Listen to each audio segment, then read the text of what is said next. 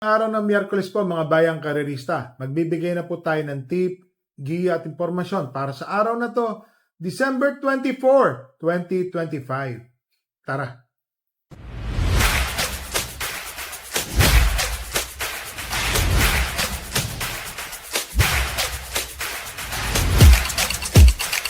Ngayong araw ng Miyerkules, wow, Philippine Jockey Club. Pakita ko lang po ang ating kopya. Page 1, page 2, and page 3. Yan po.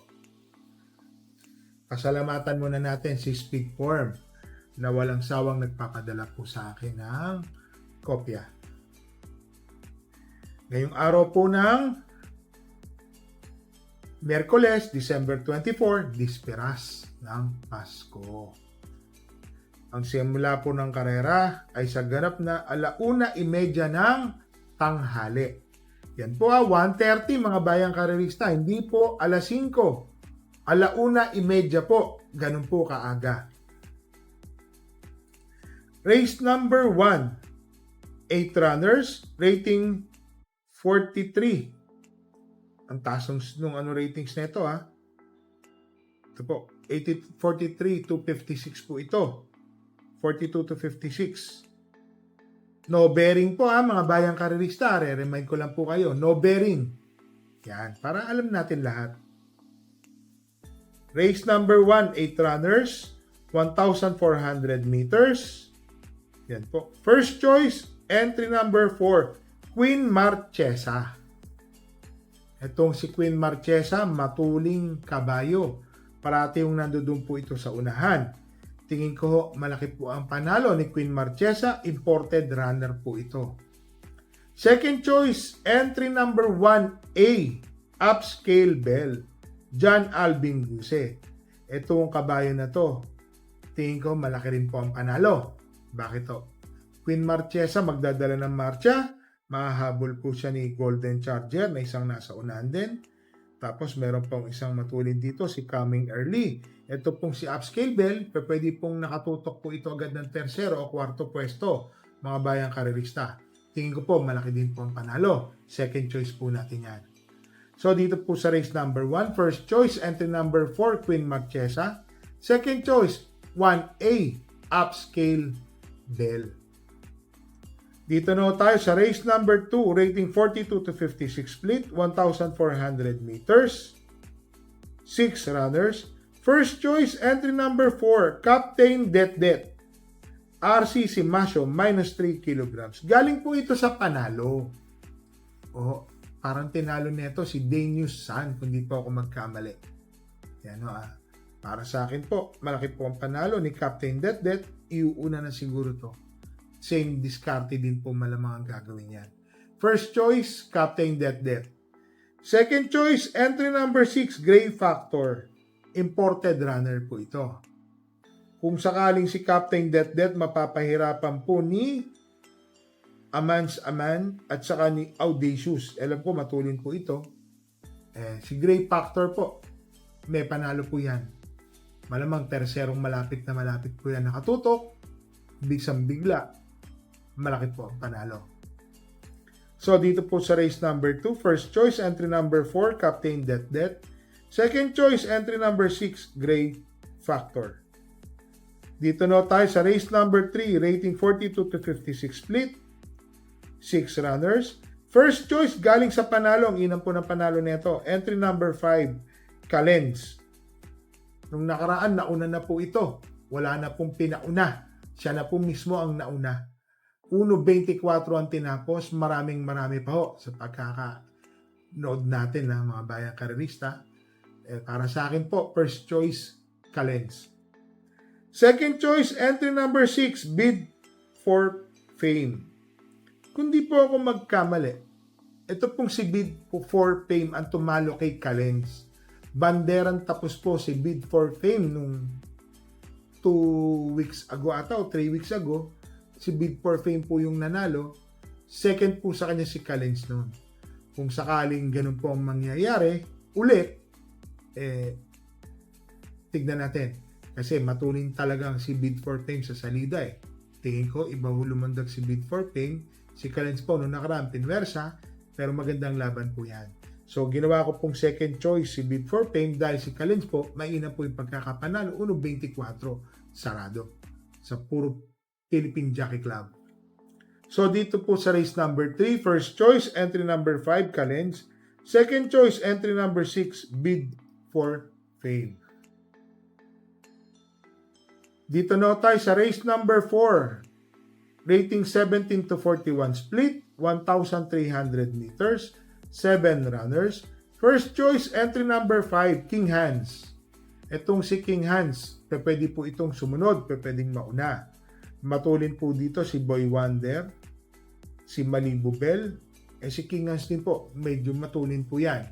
Pwede pong nakatutok na po yan o siya na rin po magdala ng marcha. Para sa akin po, first choice ko po siya. Second choice, Deremating Kabayo. Baka ito po ang makinabang. Entry number 3, Work from Home. Makinabang sa naghahabulan sa unahan. Tingin ko si Work from Home, malaki rin po ang panalo niyan mga bayang karerista. So dito po sa race number 4, first choice, entry number 5, King Hans. Second choice, entry number 3, Work from Home. Dito na tayo sa race number 5, rating 42 to 56 split, 1,400 meters, 7 runners. First choice, entry number 4, Brown Missile. Ito pong si Brown Missile, meron po itong panalo rito, parang 1.11 medya o 1.12 sa 1,200. Ngayon po, 1,400. Kasi ang mauna ho dito, pag hindi po hinabol, lamang eh. Pero pagka nahabol po, sa Deremati po tayo. Pero para sa akin po, si Brown Missile, merong panalo po niya noon, nakatutok lang po siya ng tersero pwesto, pagdating po ng rekta, sabay kuha ng unahan, sabay palayo. Tingin ko kung ganun po magiging diskarte, malaki po ang panalo ni Brown Missile. Second choice, entry number 1, galing sa panalo po ito, kung di po tayo magkamali, Game Your Winner. Jeff Tagulaw Sarate po, parang siya po yung nagpanalo dito. Sumakay ng huling takbo. Ito pong si Gamer Winner, mga bayang karerista ha. Ang diskarte po niya, nanonood po ng tersero pwesto. Pagdating ng rekta, biglang layo, nanalo. Yun din po ang ginawa niyang diskarte. So dito po sa race number 5, first choice, entry number 4, Brown Missile. Second choice, entry number 1, Gamer Winner. Dito na tayo sa race number 6, rating 17 to 41 split, 1,300 meters, 6 runners. First choice, entry number 1, Mount Amandiwing. Ito pong si Mount Amandiwing. Ito lang po kasi nakikita ko tumetsyempo dito ng 1.29 hanggang 1.30 sa Malbar, Batangas. So dito po si Mount Amandiwing, tingin ko nakakalamang na po siya. First choice ko po. Second choice, entry number 2, Tatler Story. Kung sakaling pabayaan po nila ito sa unahan, baka tumapos na po ng karera si Tatler Story, mga bayang karerista. Talaga po mababa sa laban, pero tingin ko po si Tatler Story, malaki rin po panalo na yan. Ngayon, kasi bumaba pa rin po yung laban niya. So dito po sa race number 6, first choice, entry number 1, Mount Amandiwing. Second choice, entry number 2, Tatler Story. Dito na tayo sa race number 7, rating 17 to 41 split, 9 runners.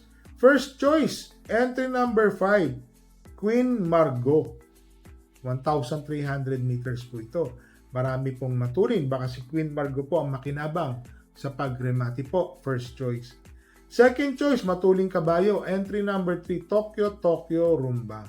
Nung nakaraan na takbo po nito, na tersero, kung di po ako magkamali, inabutan po siya sa papalapit sa meta. Tingin ko ngayon kung sakaling makakalayag po ito, malaki po ang panalo. Third choice, entry number 2, Quincy.